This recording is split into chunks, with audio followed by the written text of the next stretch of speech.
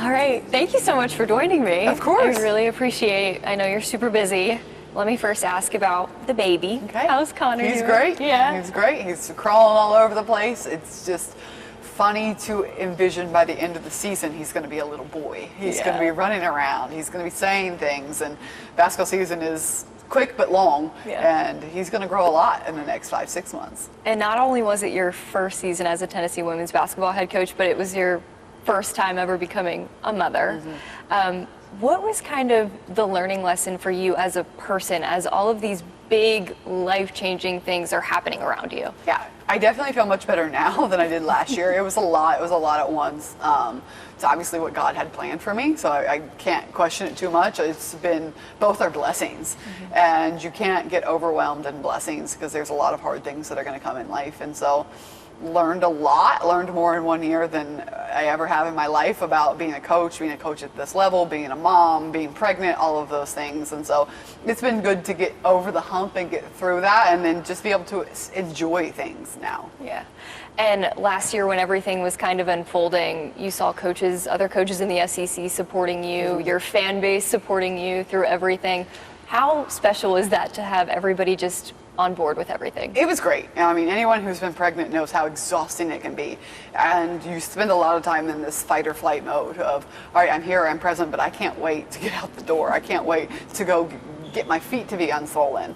And so it was like a boost of encouragement, especially from the fan base. You know, you find out you're pregnant and you think, I thought I was letting so many people down. And that was the reality that I lived in for a really long time. And then when you have the support and you have a standing ovation and you have people really appreciate it and understand it and respect it, it really just kept me going. What was that mindset of feeling like you were letting people down? You know, you get a job and you want to be all in for the job, and you've wanted a child your whole life, and you have this and you find out it's happening at the same time, and then you realize, all right, this team trusted me, this team chose to stay, and now I don't feel like I'm going to be able to coach them to the best of my ability. I know that there's going to be time I have to take away. And you don't really know what to expect. When the first time you're pregnant, you have no idea what's happening. And so you don't know how long you're going to have to be gone. And I was really determined to not have to miss anything. And I was blessed to have a team doctor travel with us and that they would be on the plane. And I could continue to travel on the airplane to away games. And so it worked out. But you just have this moment of, oh no, these players, it's not fair to them. Yeah. And when everything ended up dying down, you get your first year under your belt, you have your baby. What kind of relief was that like? It was great. I said earlier I felt like a kid that got to go home for summer.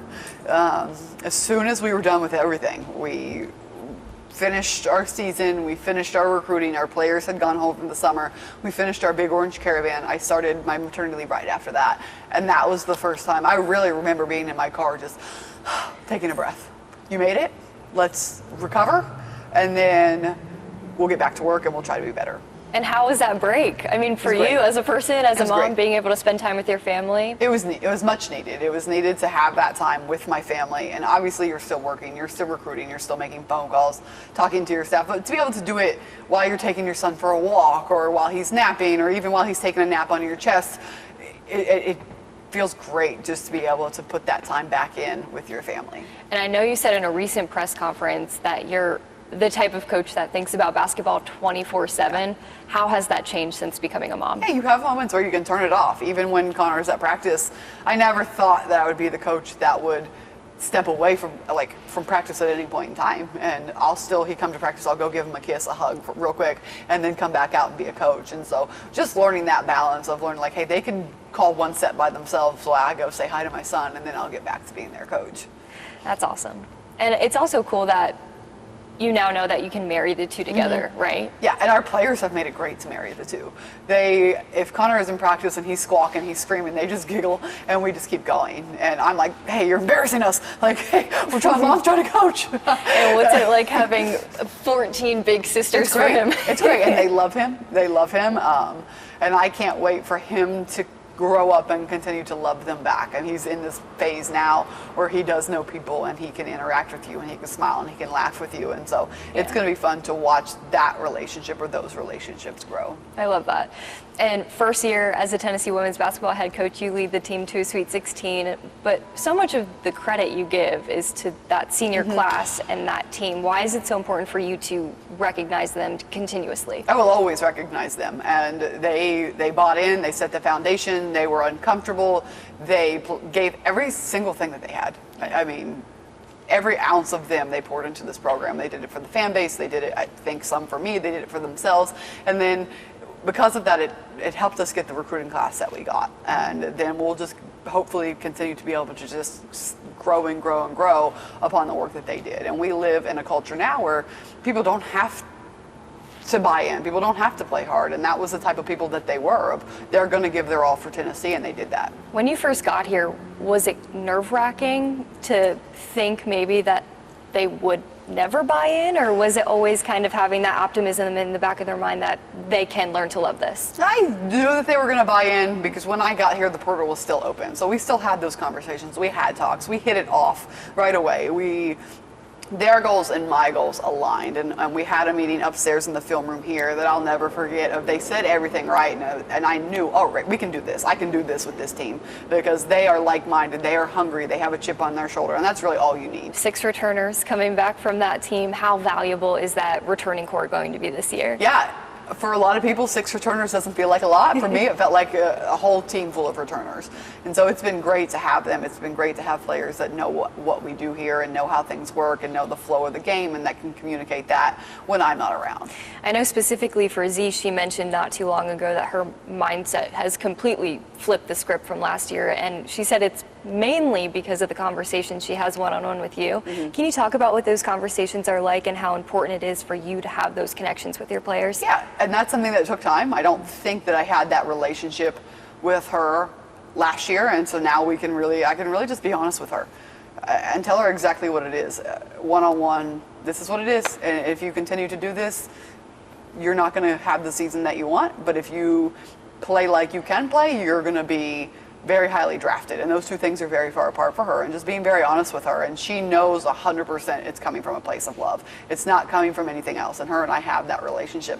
So I can coach her differently this year than I did last year, and then she also has matured, she's grown, she went to represent USA, she's done so much. She is probably one of the best stories in college basketball of just her growth of her game, of being at Miami and averaging 6 points a game to being one of the best players in the country. And she has to be reminded of that sometimes, but she has just grown and matured and gained confidence over last year. Do you remind your players in those one-on-one conversations how good they can be? I do, and then I get frustrated with them for not being that way. What does that look like during practice? You know, I try to have patience during practice because we're in a situation now where it's like, all right, you want to act like that, you're not going to play.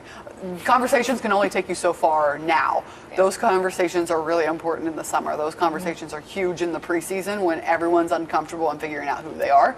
But now we're in the thick of it of like, okay, we're out of talk. It's go time. You're going to sit or you're going to play. Yeah. Obviously, this team has a very specific offensive approach, but does that look any different this year? Is it going to be same? You know, I thought it was going to look different so far in our scrimmages and our times we've gone against our guys. It's looked the same.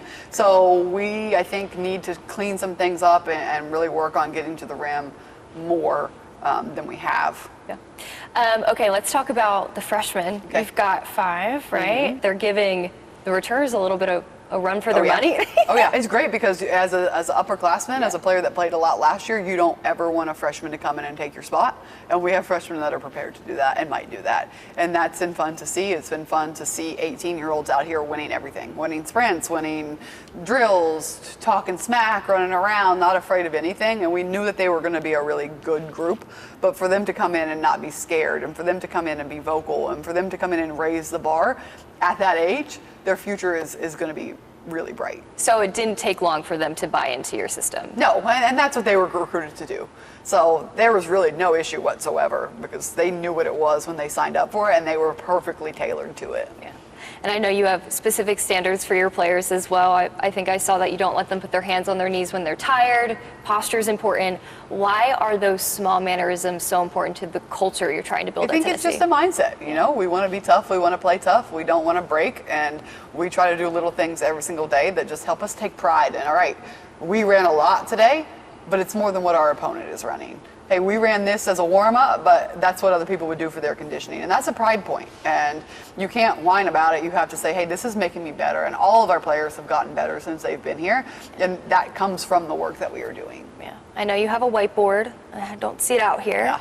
We have only brought it out on special occasions. We brought it out, in my opinion, too early last year, so it lost its luster. And then, so they used to hate the whiteboard, and so we need them to hate the whiteboard in January and February. So we're going to save that special treat until we get into SEC play. For people who don't know what the whiteboard is, can you explain it a little bit? We will just publicly track the things that we want to focus on. So if it's you get beat up the sideline, it's you don't box out, it's you turn the ball over, your name is going to be there and you're going to get a big tally, and they hate it and they don't like to see it, and they go over there and they try to erase it. And sometimes you'll have a team, okay, you go over to the board, you get a tally for being over at the board. They do not try to erase it. Oh, they try to erase it. They'll add some for other people. I mean, but that's when the whiteboard loses its luster, right? When they think it's funny and they go play with it. So that's why we're trying to save it for later.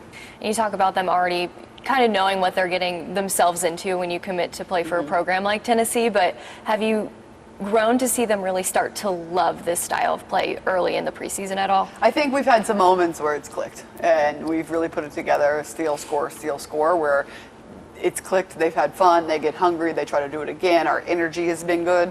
And so, again, it's great in practice, but we're at the point of the season where we need to play somebody else, we need to see it click against an opponent. As a coach, what's it like when you see it click for a player? It's great. It's great when you see it click for a player. It's great when you see it. It's really great when you see it click for your entire team.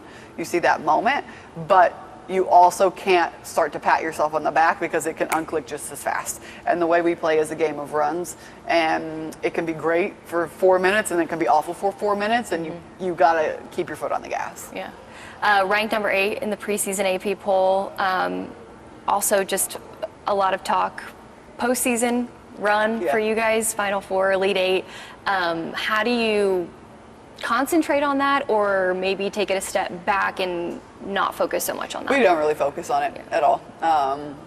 I know that that's something we want to either stay at or continue to go above, but you just do that by working every day. We don't. I asked them what they thought about it. There was not much of a reaction, so we just kept working. It seems like your teams in the past have also just kind of had it in the back of their mind that that is the ultimate goal. It doesn't really need to be said. It's just kind of like an unspoken rule.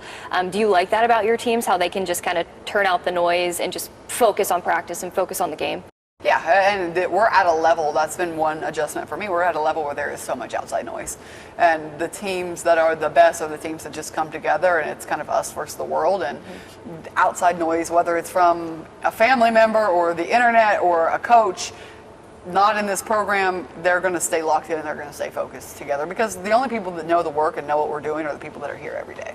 And obviously the goal is to make it far in the postseason for every team, but do you have specific goals for yourself, a single player, the team as a whole? Yeah, I mean, I want every player to come that leave better than when they came in, from being a skill set to being how you operate as a human to being how you treat other people to being how you handle adversity. I want players to leave here and just be ready for the world and be tougher and be able to speak their mind and set their boundaries and communicate and really works through hard things. And that's a goal I have for every single person, is I want them to play the best basketball they've ever played under me. How do you get your players to understand those life lessons off the court as well?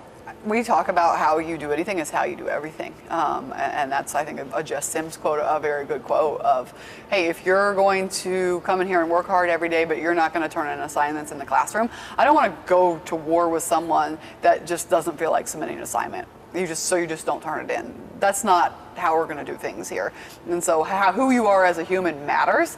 How you approach little things in life matter. And that's something we're still trying to teach players. Do you guys have a specific saying or mindset that you guys have just specifically chosen for this season? We have not, but that's a conversation we're going to have soon. I wanted to wait until we got a few competitions under our belt to really see what we were about.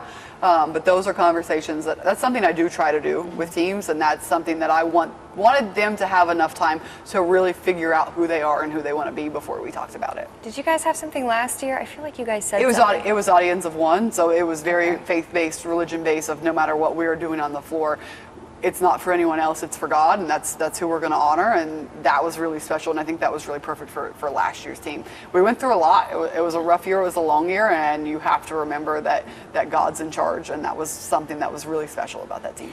I know faith is very important to you and a lot of this team as well. How do you guys incorporate Jesus and God into practice and everyday life for you guys? It's something that we talk about openly. We pray a lot. We have team Bible study. Our players go to Bible study on campus. We have our Give God Glory shirts. It's just something that we talk about openly and don't shy away from. I think the best thing and I'll say this later today, but the best thing that we have done this year is we've had 4 players get baptized. And so no matter what we do from here on out, in my mind, we're already winning. I did see, I think Ruby and Z. Ruby and Z and Kaya and Denia got baptized already. No way. Can you talk a little bit more about that and that journey for them, and maybe just go through their baptisms a little bit? Yeah, I just think that it's, one, I love that they did it together. Yeah. It's just such a special thing that they chose to dedicate their life to God, and they chose to do it when life wasn't easy. Life wasn't really easy for any of them at the time that they did it, and so they leaned on God, they trusted God, and they have really made that commitment, and that's the best thing that you will ever do in your life. And for them to do it while they're here, while they're in college, where it's really easy to get caught up in things that are not godly, it's just, I was so proud of them. That's amazing. I love that. And the Bible study is so cool too. Can you talk a little bit more about when that happens and when they're able to get together to do that? Yep, so we have a team chaplain, and she'll come to practice at times, Jess, and she's great, and sometimes she'll travel with us. But last year we had team Bible study, and they would do it on game days, right for pregame meal. This year they have already asked if they can do it some on the road. It's unfortunate because the SEC plays on Sundays, so that is a real buzzkill for us, really. But they've already asked if they can watch their church online, if it doesn't interfere with our game routine or when we are playing. And those are automatic yeses. Those are automatic, like, let's do it, let's get everyone involved, because again, we're doing all of this for something greater than ourselves.